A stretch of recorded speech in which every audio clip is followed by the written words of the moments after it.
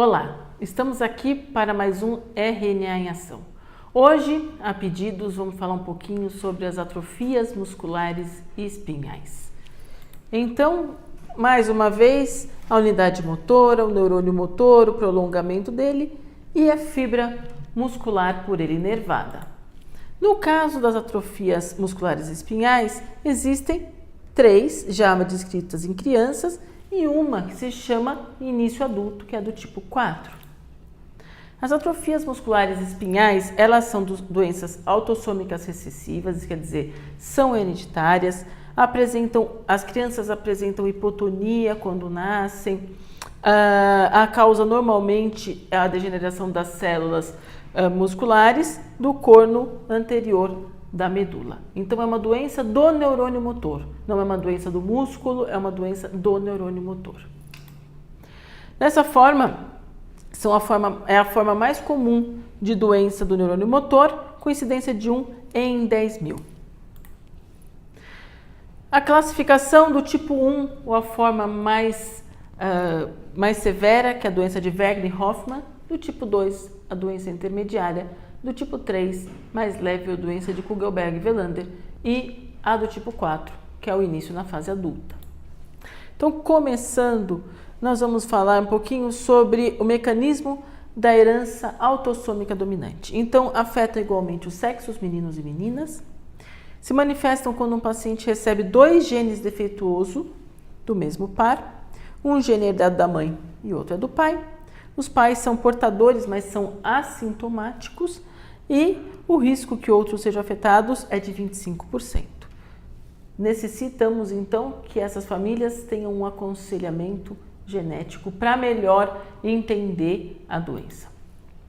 A do tipo 1, ou doença de Wegener-Hoffmann. O início é no útero, a criança nasce bem hipotônica, aquele tórax fica em sino, dificuldade de respirar. Muitas vezes, quando a criança nasce, ela já é entubada, ela faz uso de ventilação a vida toda. Então, a gente pode ver a hipotonia. A expressão facial é normal, parece uma criancinha normal. E a insuficiência respiratória, ela começa a aparecer muito cedo. Então, muitas crianças vão a óbito cedo. Com o avanço da questão da fisioterapia respiratória, dos equipamentos respiratórios, isso tem prolongado muito mais a vida dos pacientes. Então, essas crianças também têm um choro fraco pela fraqueza da musculatura pulmonar, eles têm alterações de deglutição e os reflexos são totalmente ausentes. Então, aqui nessa biópsia a gente vê células pequenininhas, quer dizer, tudo atrofiadinho, que é o que caracteriza essa hipotonia severa neonatal.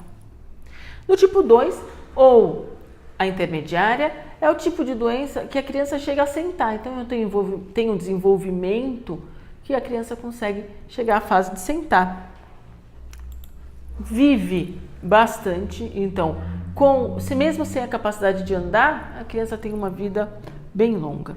A face também é normal, fasciculam às vezes a língua, hipotonia e frouxidão ligamentar. Aqui a gente já vê uma biópsia um pouquinho diferente. Tem células atróficas, mas tem células que estão maiores.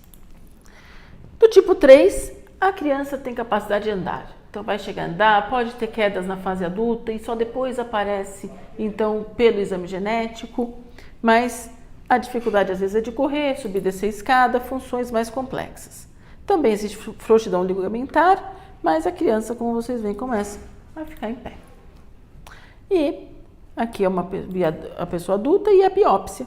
Então, tem um fascículo atrófico, mas tem mais fibras de tamanho, de calibre normal. E o início adulto é a mais recente descoberta e a gente vê que algumas pessoas começam a ter essa fraqueza, essa hipotonia, essa dificuldade de movimento na fase adulta. Então, aqui a gente vê que existe um pouco de type grouping, que é o agrupamento de fibras do mesmo tipo devido à reinervação, e predominância de fibra de tipo 1, mas a perda funcional é muito mais leve.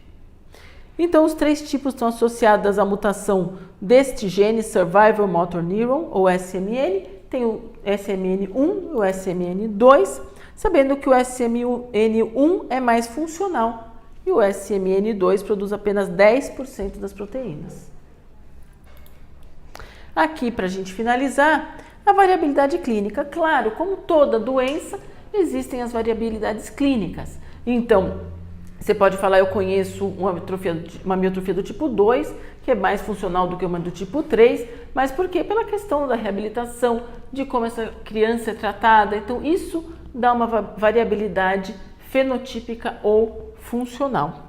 Então, a gente vê aqui, às vezes, pelas cópias do gene e pela questão, uma criança com mais escoliose, com isso com mais comprometimento respiratório, outras crianças com menos, outras crianças que andam, outras não andam, mas uma reabilitação muito bem feita da parte respiratória, motora, fonoaudiológica, ajuda muito a criança a ser o mais funcional possível.